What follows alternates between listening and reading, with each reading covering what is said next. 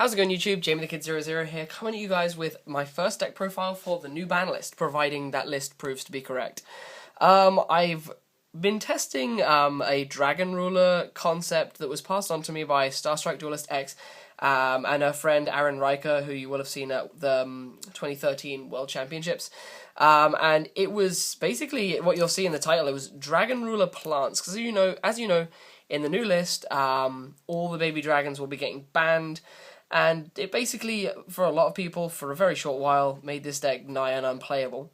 Now, I know this concept has been floating around, and the people I have cited were probably not the original creators. I mean, a lot of people have been testing it. I've been seeing it in loads of Facebook pages over the course of today and yesterday. But this is kind of my 2 cents on it. I didn't have a base kind of build to base this on, so this has been built through entirely trial and error, and this will probably go through quite a few new incarnations, but I thought I would show you guys the list I've been working with. It really is a lot of fun. It's really quite powerful, especially in the way this has been built. I know quite a few people have been having a bit of trouble with it without some of the engines that are in this, but I'm really enjoying the way this tests, and I figured I'd just get into a list of it for you. And I just really love this deck because it makes Trish. I'm so happy Trish came back. So I just really wanted to build a deck that makes Trish all day, and I did. So let's get into the list. To start off with, we are going to be playing 3 of each big dragon. However, the priority behind them has changed. Blaster is still one of our biggest dragons, but he's kind of our second least important card.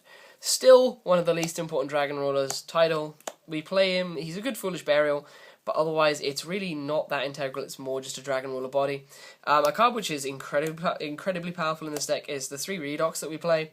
But for me, probably the most fundamental dragon ruler in the deck right now are the 3 copies of Tempest that we play, simply because of its ability to search out Debris Dragon, which we play in this deck. Debris Dragon leads to so many good plays. I just really like the way Tempest works with this deck. And if you need certain dragons for certain plays, like a Redox for a Reborn or a Blaster to kill something, ditching a Tempest and a Wind will get you those. And you play Spore as a Wind, and you play Debris Dragons as a Wind. So it's an incredibly versatile dragon ruler, which up until now was one of the most overlooked dragon rulers. So it's pretty great. Now we're going to get into the kind of odd engines. So we play 3 copies of Lila Lightsworn Sorceress. I still don't like maining MSTs in this deck. But Lila is kind of my answer to those MSTs. Basically, how you want to be playing this now is milling your dragon rulers to the grave as fast as possible, and Lila helps you do that. I was recommended by Starstrike Duelist and Riker to play 3 Rikers, but I only really liked 2. 3 was just a bit heavy for me. I guess it's player preference, but maybe I'll find room for the 3rd later on. But I found that 2 was good. I really liked playing 2. I've never needed that 3rd. I then played 2 Card Trooper. Card Trooper is incredible in this deck because of the fact that it lets you dig further into your deck and pitch things like your plants or your dragon rulers. It's an Earth, so it complements Redox for ditching Redox to Reborn, or to special summon Redox by banishing it from grave. It just puts in so much work, and of course it comes in real handy with this guy. But I just really like Card Trooper in this deck. I originally was testing without it, and then I realized, wait, what am I doing? I'm crazy. But this is really one of the best cards to put in this. Then I play 2 Debris Dragon because there are so many targets, and then we play the good fun engine of Spore, Lone Fire, and Dandelion, if I can pick up that Spore and stop it rolling away. And then we play 6 Hand Traps, which is kind of one of my favourite things to announce with this deck, because 2 of those Hand Traps are 2 copies of Gauze, the Emissary of Darkness, and these cards are the reason why the deck is 43 cards currently. I was testing it at 42, but I'd been playing on Dueling Network Rated, and I realised, hey, I'd only been playing 1 Gauze, and no Trish at the time. So I put in the 2nd Gauze and made it 43, and I don't even care because it's tested alright on Limited, on Unlimited, when I could actually test on there, because no one wants to play the new format for some reason. And then for the other 2 Hand Traps, I played 2 copies of Effect Veiler, which complement really well with your synchro plays and 1-for-1, and then 2 copies of Max C, which complement incredibly well with Redox. So that is our monster lineup. I don't know how many it is. I think it's round about 30. It's getting close to 30. So roughly 30 monsters. The spell lineup is basically just a bunch of really good spells and complementing spells.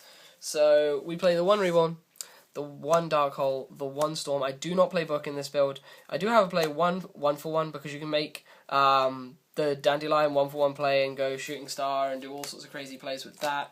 So that's an incredible play. The 1 Foolish Burial, because this has so many uses in the deck. Foolishing your Dragon Rulers if you need an extra summon.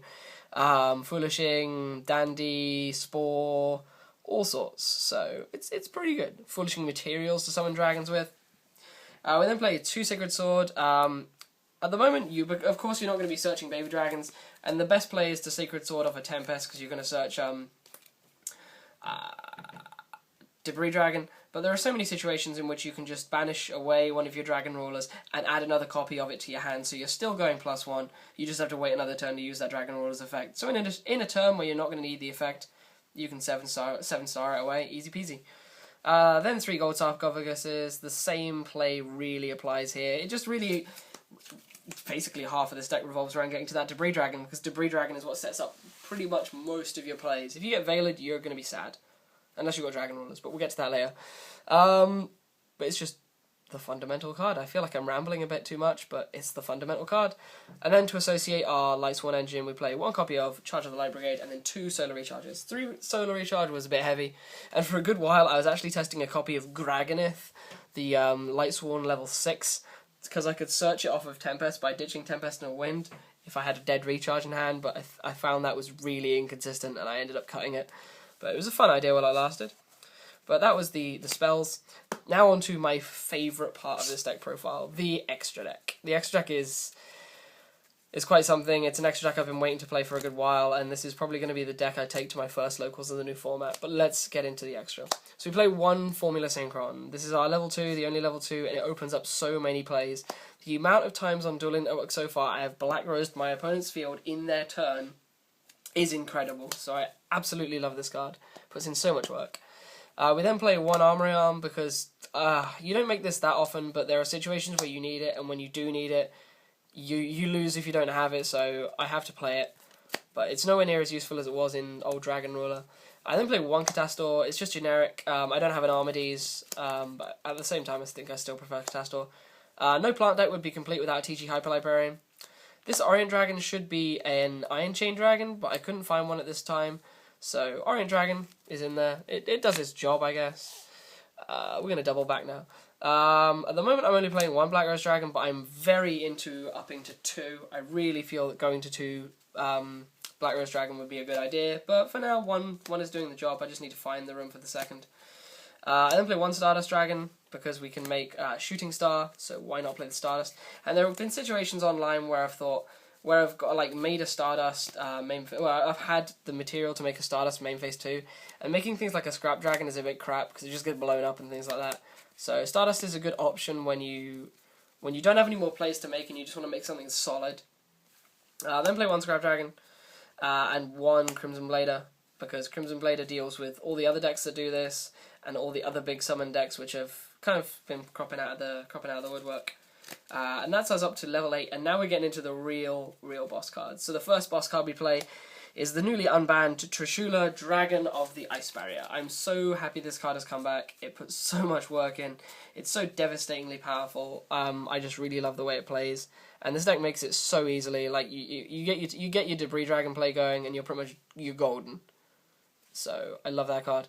A card which you don't really make nearly as much, but it's in there, is 1 Shooting Star Dragon. Shooting Star Dragon is just too powerful not to include, and there were so many situations where I had 1-for-1 Dandy and I wasn't playing Stardust or Shooting Star, and I was kicking myself because I really needed this card. So Shooting Star is now in there. And then the final synchro we play is the level 11 Star Eater, which you can make so easily in this deck.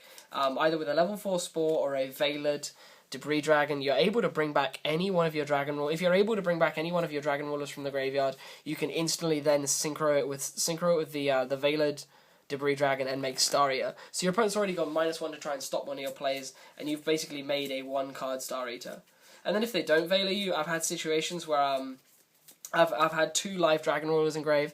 I've gone Debris Dragon, get back Spore or get back a Veiler, bring out a Dragon Ruler, and then bring out 2 Dragon Rulers and go Star Eater, Crimson Blader. Crimson Blader stop them making big monsters, and then Star Eater just keep them beat down. So that is incredible. And then because we are playing the Dragon Ruler engine, we are playing 1 copy of Mecha Phantom Beast Draco Sack, 1 copy of Master of Blades, and 1 copy of number 11 Big Eye. So yeah, guys, this has been the crazy deck concept that I was kind of hinted to. I only got this message, I think, yesterday, but I ended up sitting down and testing it today, and it's been really, really fun, and I really want you guys to go test this deck because I've really enjoyed it.